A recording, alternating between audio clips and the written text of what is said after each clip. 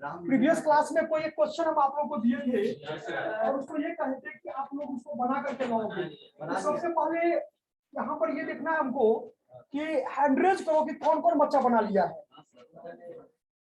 3 student, okay 4।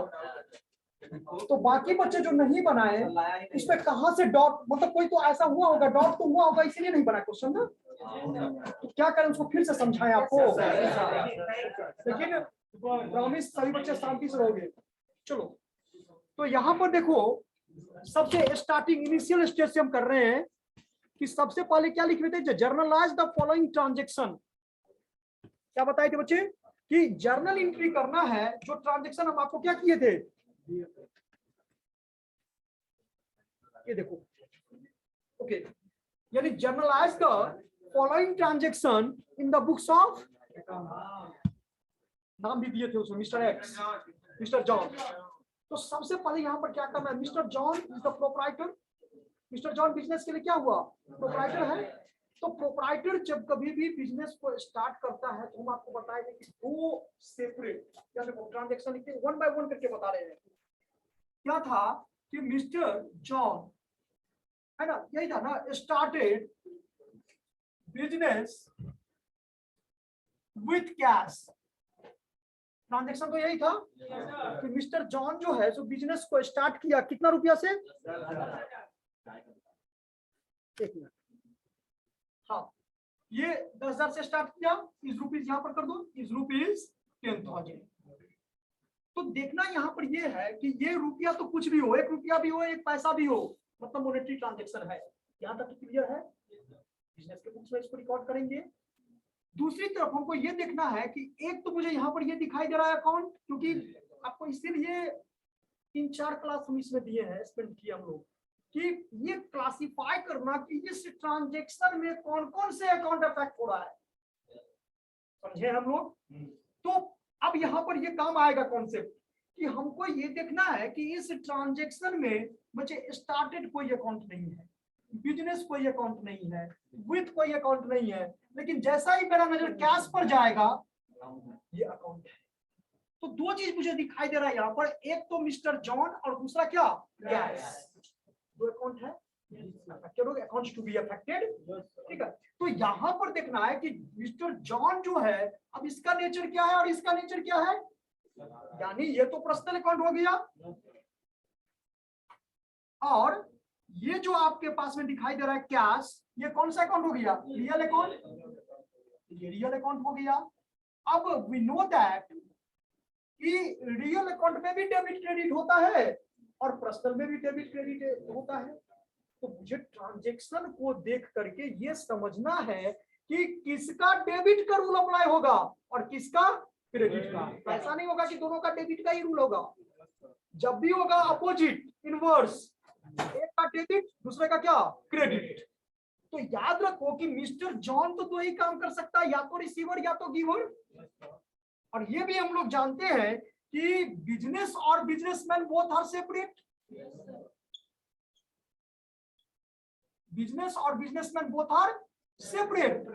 तो यहाँ mister John तो बिजनेसमैन है, हम एंट्री किसके बुक्स में कर रहे हैं, बिजनेस के बुक्स में कर रहे हैं। तो बिजनेस के पॉइंट ऑफ व्यू से सोचना है, ना कि बिजनेसमैन के पॉइंट ऑफ व्यू से। मुझे किसके पॉइंट ऑफ व्यू सोचना है, बिजनेस के पॉइंट ऑफ व्यू से। तो बिजनेस में कैश क्या हो रहा है, आ रहा है कि जा रहा है, आ रहा है। उसका मतलब कैश का रियल अकाउंट का डेबिट का रूल होगा, debit what comes in and proprietor. जैसे ही कि आपको सही ये पकड़ लिए कि ठीक है कैश कम हो रहा है, यानी कैश को डेबिट करना है, तो जॉन को क्रेडिट ही होगा। लेकिन वो जब एक पकड़ आ रहा है, वो एक क्या होनी चाहिए, सही होनी चाहिए। तो एंट्री समझ में आया कि cash come, that is cash account is debited and mister John is the giver, proprietor है ना, तो proprietor is the giver, that is capital account is. एक नोट हम आपको लिख बताए थे, याद करो कि प्रोप्राइटर 2 ही होगा, या तो रिसीवर होगा या तो गिवर होगा। तो प्रोप्राइटर अपने नाम का यूज अपने बिजनेस में नहीं करता है, अपने नाम से 2 अकाउंट क्रिएट करता है। कौन कौन सा अकाउंट, एक कैपिटल और दूसरा क्या, ड्राइंग। तो जब रिसीवर होता है तो ड्राइंग को डेबिट करते हैं, और जब गिवर होता है तो कैपिटल को क्या करते हैं, क्रेडिट करते हैं। That's all.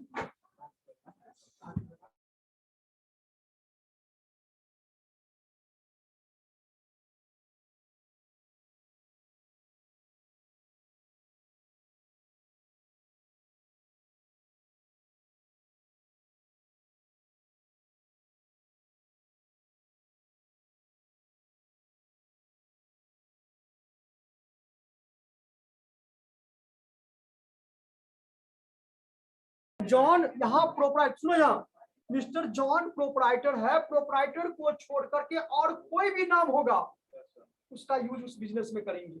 लेकिन चूंकि ये तो बिजनेसमैन है, तो बिजनेसमैन अपने नाम से दो अकाउंट क्रिएट किया है, एक कैपिटल दूसरा ड्राइंग।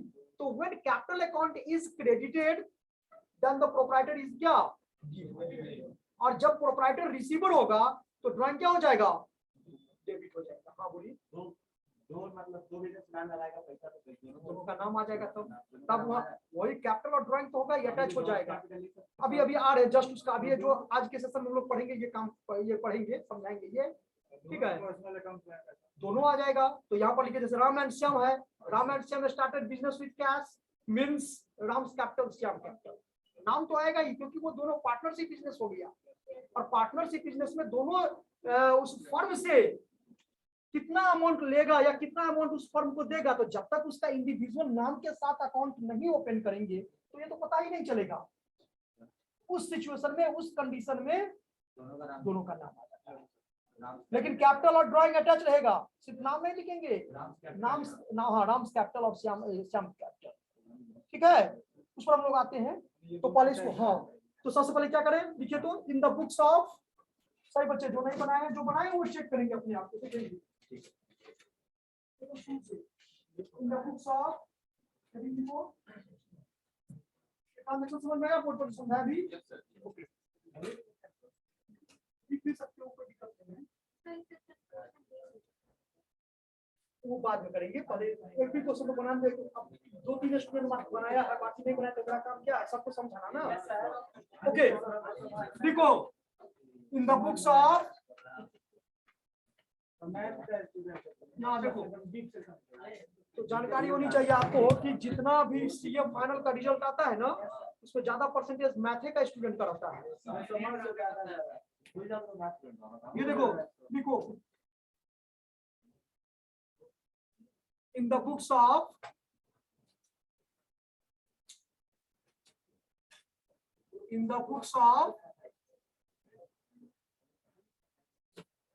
मिस्टर जॉन,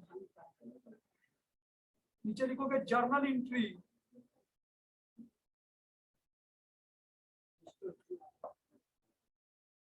और ये फॉर्मेट दे दीजिए यहाँ पर, कितना कॉलम, 5 कॉलम बताए थे ना।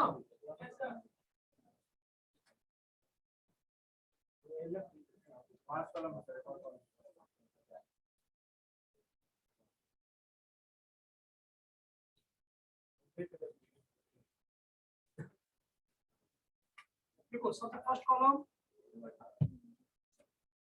Date, second column particular,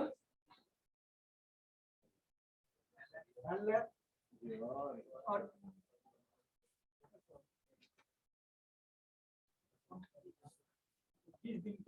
amount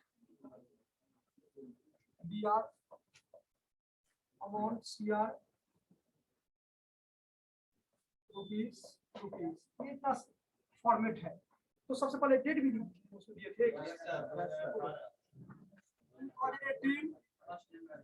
जन फर्स्ट को क्या था, कैश कैपिटल अकाउंट,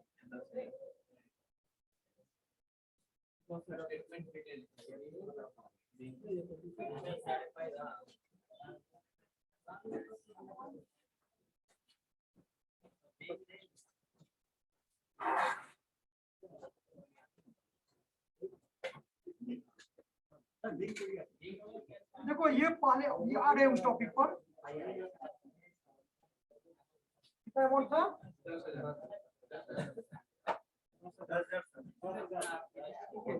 देखो यहाँ, देखो यहाँ पर क्या था कि अपने समय में बिग वर्ड यूज किया जाता था, लेकिन अभी जितने भी न्यू बुक आ रहा है उसमें बिग वर्ड, बिग का मतलब है स्टार्ट करना, शुरू करना, ठीक है। तो एक्सप्लेनेशन नरेशन में बिग वर्ड अब इसको साइड कर दिया गया, बहुत सारा का भी है लेकिन बहुत सारा का क्या हो गया है, हटा दिया गया है। आप इसको लिख भी सकते हैं और आप उसको नहीं भी लिख सकते हैं, ठीक है। तो इस तरह से आप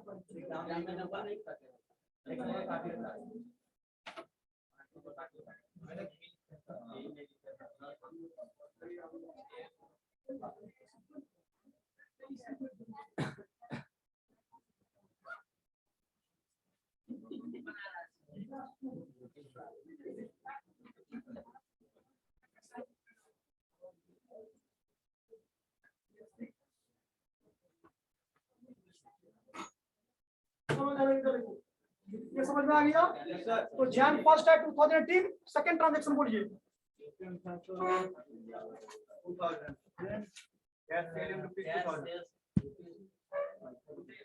जैन 5 को सर, हाँ कितना था, क्या ट्रांजेक्शन था? अब देखो यहाँ पर है कि सेकंड ट्रांजेक्शन 5 जनवरी को है कि कैश सेल्स इज रुपीज 5000, इसका मतलब 4002, तो 2000 का सामान क्या किया, बेचा है, ये कैश में सामान बेचा है। कैश सेल्स का मतलब रुपया नहीं बिका है, रुपया में सामान बिका है। तो याद रखना इसमें होता क्या है कि कोई भी गुड्स जब सोल्ड करते हैं तो रेवेन्यू जनरेट होता है। क्या होता है? आपने कहीं पढ़े होंगे कि sales is also known as revenue from operation. Sales को हम रेवेन्यू फ्रॉम ऑपरेशन के भी नाम से जानते हैं, ठीक है। तो सेल्स जो रेवेन्यू है, तो नॉमिनल अकाउंट क्या कहता है मुझे कि हाँ credit all gain and income, सभी इनकम को क्रेडिट करेंगे। तो सेल्स को क्या करेंगे, क्रेडिट करेंगे ना। तो कैश तो कम, कैश आप क्या, कोई सामान कैश में बेचे तो पैसा तो आया ना, तो cash account dear to sales account, लिखो सही बच्चे। सेकंड ट्रांजैक्शन में cash account dear to sales account, narration में लिख दीजिए कैश सेल्स। सेल्स का मतलब तो फायदा नहीं होता, फायदा है, तुम्हारे को 5 रुपया 10 रुपया में 5 रुपया फायदा हुआ, और इनसे कितना हुआ, फायदा और सेल्स फायदा दोनों का प्रॉफिट है, selling price minus cost price, तो वो मुझे प्रॉफिट वो अलग है। हम आपको सेल्स सेलिंग प्राइस का यहाँ एंट्री करेंगे, ठीक है। क्या फायदा कॉस्ट पर दिया हुआ है, ट्रांजैक्शन रिसीव दिखा है क्या सेल्स, यहाँ तो ये तो नहीं दिखा है कि भाई चलो कॉस्टिंग कितना है और इसका सेलिंग प्राइस कितना है, तब ना हम लोग जज करेंगे कितना प्रॉफिट हुआ कितना लॉस हुआ। या तो सिर्फ है कि बेचा है, उसका ही हम लोग करेंगे। फट बोलेंगे, फट क्या था, तो cash purchase rupees 1000, it means cash goes on और परचेज एक्सपेंसेस हुआ। जैसे सेल अभी क्या हुआ, इनकम समझाए ना, तो इसमें क्या हुआ, परचेज एक्सपेंसेस हुआ। तो according to the nominal account debit all expenses and losses, तो purchase account dear to cash account. बनाते जल्दी बनाते जाओ, परचेज अकाउंट डियर। अब इसका देखो, इसका ये चाहे ट्रांजैक्शन इस तरह से ध्यान दो इधर, या तो कैश परचेज रहे, या तो परचेज गुड्स फॉर कैश रहे, या तो परचेज गुड्स फ्रॉम नाम फॉर कैश रहे। कोई भी नाम और कैश दोनों हो तो तीनों का एक ही एंट्री होगा, purchase account dear to cash account. Amount कितना था उसमें, 1000। और यही टेस्ट में पूछेंगे, याद रखना। ठीक है, हम चाहते हैं। नेक्स्ट लिखो, नेक्स्ट बताओ क्या है।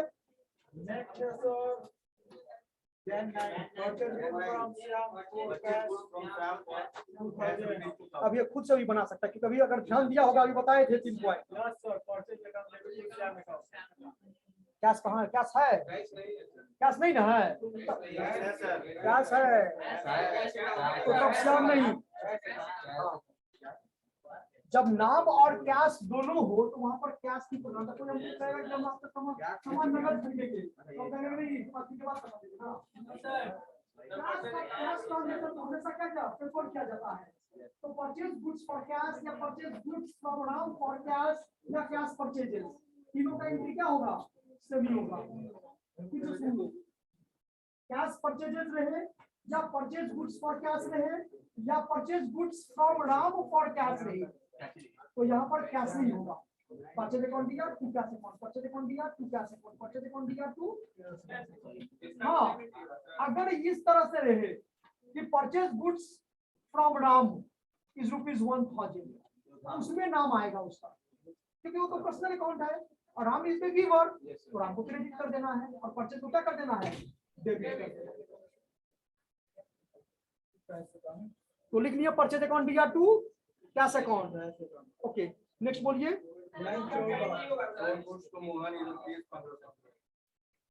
सोल्ड गुड्स टू मोहन, देखो तो सोल्ड गुड्स टू मोहन इसका वन बाय वन करके बच्चे बोलो।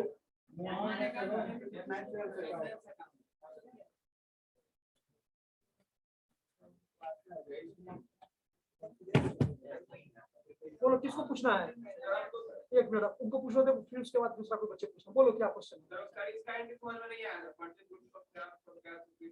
एक मिनट बोलो, ट्रांजेक्शन बोलो। Purchase goods from Syam for cash is rupees। देखिए ये ट्रांजेक्शन है, ठीक है।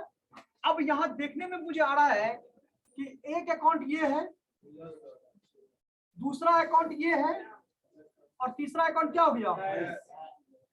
तो एक चीज तो माइंड में सेट कर लो कि परचेज हो या सेल हो, एक अकाउंट तो फिक्स है। कौन सा? गुड्स का। गुड्स का परचेज और सेल्स जो है बच्चे वो टाइप्स ऑफ गुड्स अकाउंट है।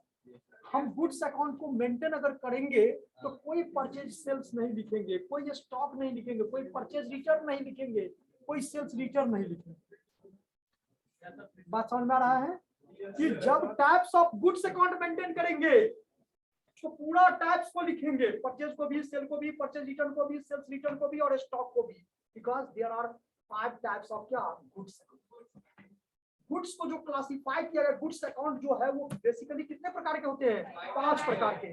कौन कौन? Purchase, sale, purchase return, sales return और स्टॉक। ठीक है, उस टॉपिक पर भी हम आएंगे, बताएंगे आपको। Types of goods. पहला लिखो परचेजेस, दूसरा लिखो सेल्स, तीसरा लिखो परचेज रिटर्न,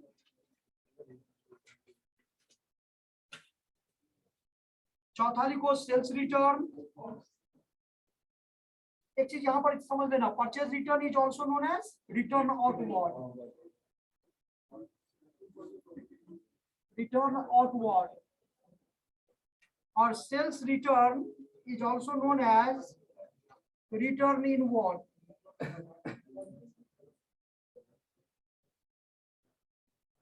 और पांचवा लिख लीजिए स्टॉक। पांचवा में क्या हो जाएगा? स्टॉक। सही बच्चे लिखो। टाइप्स ऑफ गुड्स अकाउंट, ये हेडिंग दे दीजिएगा।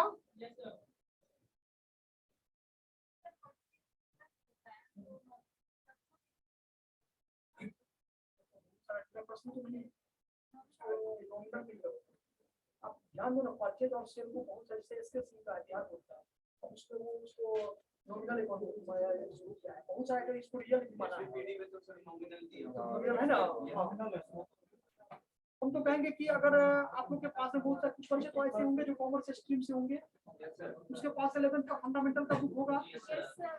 अच्छा, कॉलेज की तरफ से ही मिला होगा फंडामेंटल का बुक, है ना।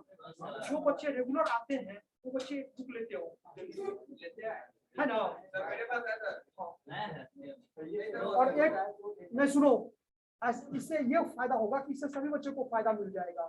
होगा क्या कि उसी से, क्योंकि आपका बेसिक कॉन्सेप्ट है जो आपका सेकेंड ईयर में होगा, उसमें आपको उसके बाद फिर आगे।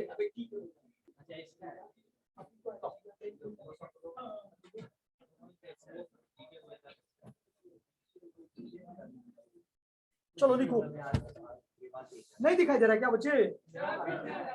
देखो पहले, देखो क्या है परचेज, सबके नाम के अंत में अकाउंट लगा दो। हाँ,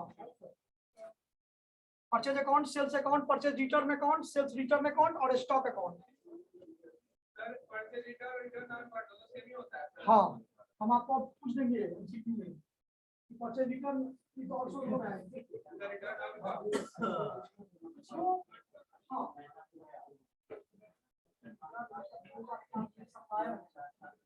सामान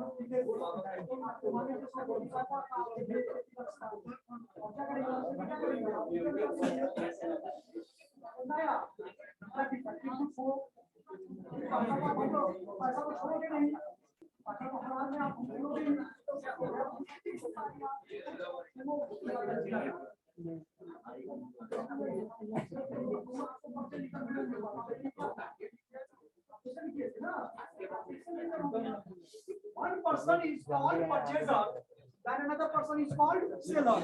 तो उसी तरह से एक पर्सन के लिए अगर परचेज रिटर्न होगा तो दूसरे पर्सन के लिए क्या होगा? तो अब देखो, अब इसका क्या, क्यों ये हम लिखे हैं यहाँ? इसको लिखने का मकसद मेरा यहाँ ये था कि जब आप types of goods account maintain करते हैं, मतलब परचेज लिखते हैं, सेल्स लिखते हैं, परचेज रिटर्न, सेल्स रिटर्न और स्टॉक लिखते हैं, तो फिर इस पर फोकस नहीं करेंगे। ध्यान दो, जब types of goods account maintain करते हैं तो आने के लिए भी गुड्स और जाने के लिए भी गुड्स, यानी इनकम के लिए भी गुड्स और एक्सपेंसेस के लिए भी गुड्स, रिटर्न के लिए भी गुड्स, ठीक है, स्टॉक के लिए भी गुड्स। तो सिर्फ गुड्स ही अकाउंट, तो इसमें इसको मेंटेन करने से बिजनेस को एग्जैक्टली ये पता नहीं चलता है कि हम परचेज कितना किए और हम सेल कितना किए। क्योंकि एक तो गुड्स अकाउंट होगा ना, तो गुड्स अकाउंट तो लेजर जब इसका हम बनाएंगे तो उसमें तो डेबिट बैलेंस या क्रेडिट बैलेंस पता चलेगा, मुझे दो ही बैलेंस पता चलेगा। तो ठीक है, अगर क्रेडिट बैलेंस आया तो मींस मेरा सेल हो गया, ये हम समझेंगे। और अगर डेबिट बैलेंस आ गया तो मींस हम क्या समझेंगे कि ये मेरा परचेज बैलेंस हो गया, परचेज का है।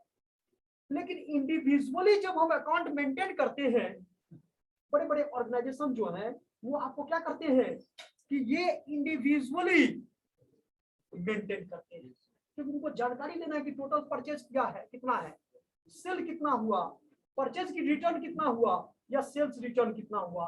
तो जब इंडिविजुअली वो मेंटेन करेंगे तो उस कंडीशन में, उस सिचुएशन में उनको सेपरेटली पता चलेगा। लेकिन अगर गुड्स अकाउंट मेंटेन वो करेगा एक, सभी के लिए एक, नहीं कहते गाँव घर में कि चलो भाई इसका परिवार है, 4 भाई है, अब उनके बाबूजी को ही निमंत्रण दे दिए, इसका मतलब चारों भाई का हो गया कंबाइंड ज्वाइंट फैमिली है, होता है कि नहीं होता है? ठीक उसी तरह से कि जब हम गुड्स अकाउंट को मेंटेन कर दिए तो इसके नीचे सब आ गया।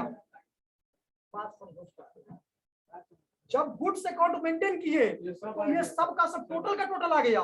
लेकिन इंडिविजुअली जब आप करोगे तो आपको इंडिविजुअली पता चलेगा, ठीक है? तो ये याद रखना है। तो इसमें हम लोग अभी जो पढ़ रहे हैं, अभी जो जर्नल एंट्री कर रहे हैं, तो सेपरेटली मेंटेन करते हैं, ठीक है? तो अब देखो इस ट्रांजैक्शन में परचेज गुड्स फॉर फ्रॉम क्या श्याम, तो याद रखना कि परचेज तो एक्सपेंसेस हुआ बिजनेस के लिए, तो नॉमिनल अकाउंट क्या कहता है कि डेबिट और एक्सपेंसेस एंड लॉसेस, तो परचेज को डेबिट कर देंगे। अब दूसरी तरफ ध्यान दो इधर,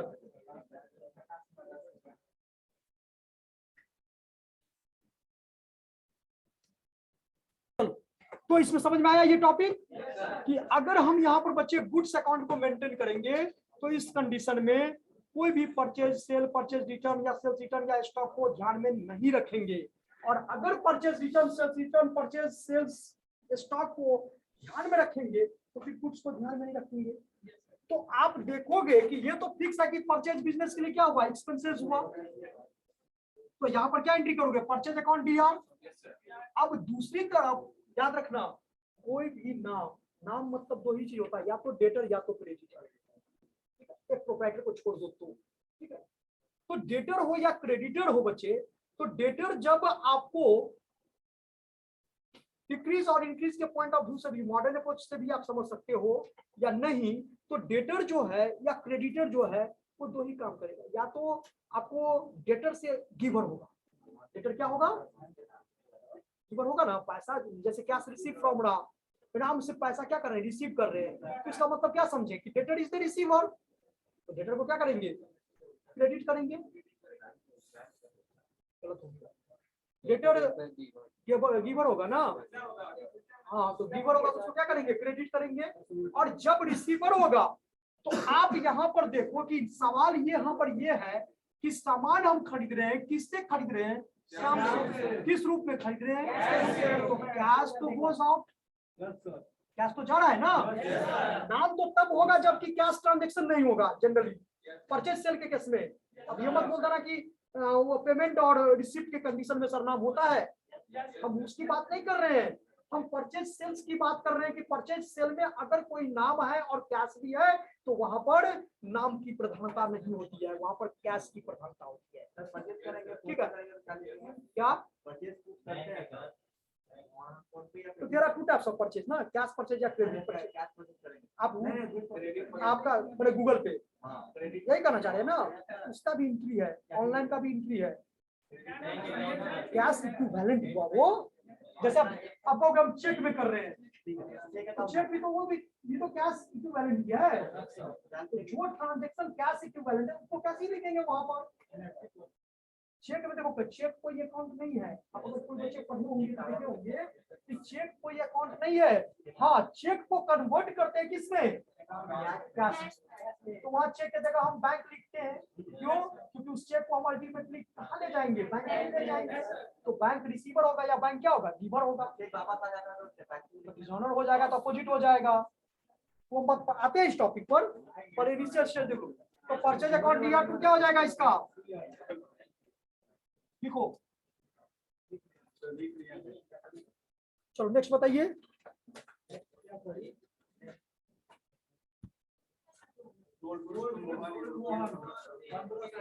तो सोल्ड गुड्स टू मोहन, तो मोहन इज द रिसीवर, लिखो Mohan account DR2 sales account.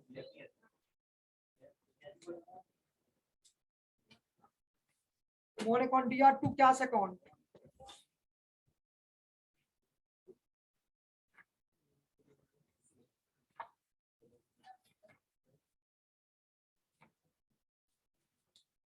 हो गया सही बच्चे। देखो जहां पर समझ में प्रॉब्लम आ रहा है, किसी को दिक्कत हो रहा है, किसी बच्चे को पूछो। अमाउंट कितना था जी, 1500।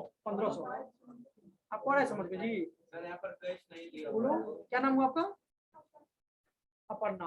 तो समझ में आ रहा है अपर्णा। यहाँ आप लोग को बच्चे कोई दिक्कत है, हाँ। यहाँ पर कैश नहीं दिया हुआ, तो कैश अगर नहीं कैश अगर नहीं दिया हुआ है तो वहां पर क्या नाम आ जाएगा, कैश नहीं ना है, तो वहां पर सेल क्या लिखिए, ट्रांजेक्शन क्या लिखी हो, तब ना मोहन हुआ वहां। कैश नहीं था तब, और कैश नहीं दिया हुआ है तब तो मोहन हुआ है वहां। डेबिट मोहन नहीं किए, तो मोहन इज द रिसीवर, जैसे sold goods to Mohan, it means Mohan is the receiver. और क्या दूसरी तो सेल है, रेवेन्यू जनरेट होना है ना, तो ये क्या हो जाएगा, रेवेन्यू जनरेट होता है तो उसको गिवर नहीं, इनकम हो गया, वो क्रेडिट हो जाएगा सेल्स। ठीक है,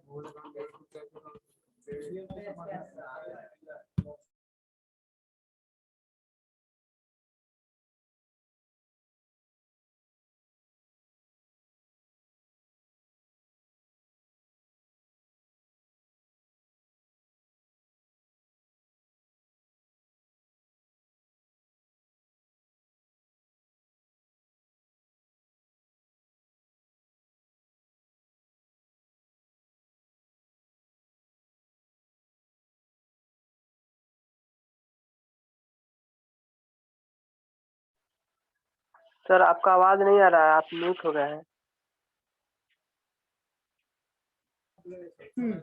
श्याम अकाउंट DR2। देखो यहाँ पर ये ट्रांजेक्शन है कि कैश पेड टू श्याम है ना, तो श्याम को पे कर रहे हैं, it mean Shyam is the receiver.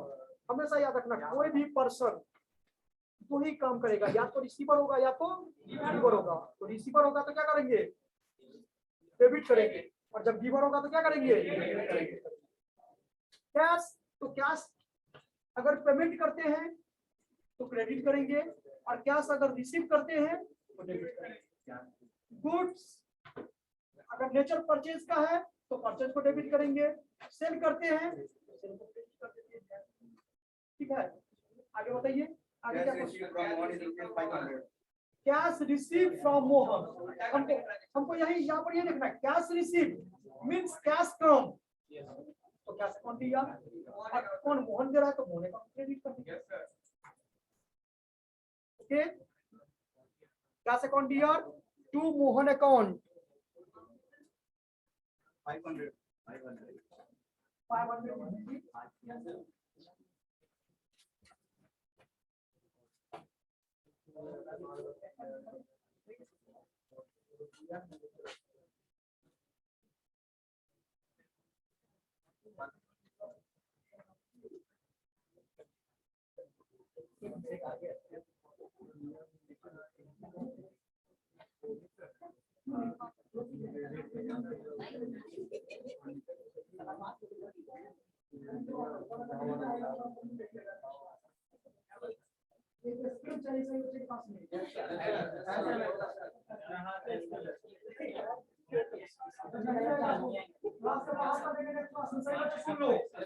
अगर स्किल नहीं रहा किसी के पास में तो हम क्लास से बाहर सस्पेंड कर देंगे, हटा दो।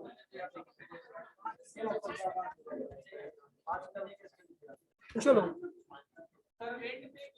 तो रेंट पे किए तो रेंट तो खर्च हो गया, एक्सपेंसेस हो गया, तो रेंट अकाउंट दिया और कैश फ्लोज और फर्नीचर है ना, तो फर्नीचर क्या किए, परचेज किए हैं, तो फर्नीचर परचेज किए हैं बच्चे। यहाँ पे को याद रखना, अभी जो आपको हम समझा रहे थे जो टॉपिक गुड्स अकाउंट, तो name of the goods is not given.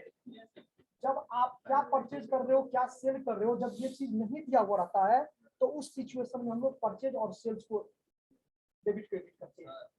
लेकिन जब ये दिया हुआ हो कि परचेज ऑफ मार्कर, तो मार्कर अकाउंट दिया, परचेज ऑफ फर्नीचर तो फर्नीचर अकाउंट दिया, परचेज ऑफ मशीनरी तो मशीनरी अकाउंट दिया। यानी समझ में यहाँ पर यही आया कि जब जो परचेज कर रहे हैं उसका नाम दिया हुआ है, एसेट्स है, फर्नीचर क्या है बिजनेस के लिए, एसेट्स ना है, तो एसेट्स तो रियल अकाउंट हो गया, तो furniture come that is furniture account is क्या debited and cash goes out, तो कैश को क्रेडिट करते हैं। हाँ बोलिए। नहीं फर्नीचर रेंट पर लेते तो आप उसका रेंट पे रेंट का मतलब है, हां रेंट अकाउंट दिया तो कैश अकाउंट फर्नीचर दिया, ठीक है समझ आ गया। चलो और पूछिए। तो रेंट पेड, याद रखना बच्चे, कोई भी पेड या रिसिप्ट होगा कोई चीज होगा। रेंट 5 आइटम ऐसा है जो रिसिप्ट भी होता है और पेड भी होता है। ध्यान सुनो, 5 आइटम्स, कभी रिसिप्ट भी लिखा हुआ रहेगा ट्रांजैक्शन में, कभी पेड भी लिखा हुआ रहेगा। तो पेड लिखा हुआ है मींस ये समझ में आया कि कैश गोज आउट, एक तो कैश फिक्स हो गया क्रेडिट करेंगे, और दूसरी तरफ जब रिसिप्ट रहेगा तो कैश को क्या करेंगे डेबिट करेंगे, ये तो फिक्स हो गया एक ना। दूसरी तरफ क्या रिसिप्ट और क्या पेड, अगर मान लो रेंट पेड कर रहे हैं तो रेंट एक्सपेंसेस हुआ बिजनेस के लिए, रेंट रिसीव कर रहे हैं मतलब बिजनेस के लिए इनकम हो गया। तो जब पेड करेंगे तो डेबिट कर देना रेंट को, और जब रिसीव करेंगे तो रेंट को क्रेडिट कर देना। समझ में आया? बना लो इसको। 5 आइटम जो बोले हैं वो कौन कौन है, रेंट, इंटरेस्ट, कमीशन, डिस्काउंट, और एक कंपनी कैसे होता है डिविडेंड। ठीक है, 5 आइटम ऐसा है कभी आपको रिसीव होगा, कभी आपको क्या रहेगा, रेंट, इंटरेस्ट,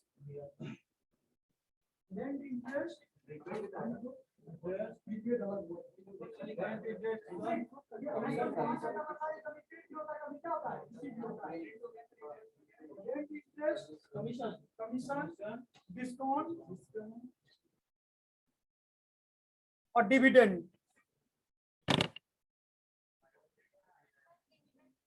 वो शेयर होल्डर को खुश करने के लिए कंपनी जो है ना तो डिविडेंड डिस्ट्रीब्यूट करता है। ठीक है, क्योंकि अगर वो डिविडेंड नहीं देगा तो तुरंत पैसा डिमांड कर देगा, मेरा पैसा लौटाओ। एक मिनट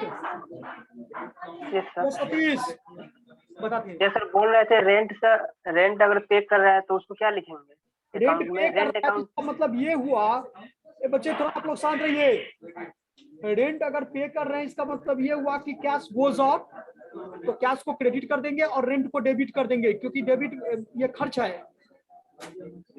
ये सर तो लिखेंगे कि cash account debit to rent account दिया टू कैश अकाउंट। ओके।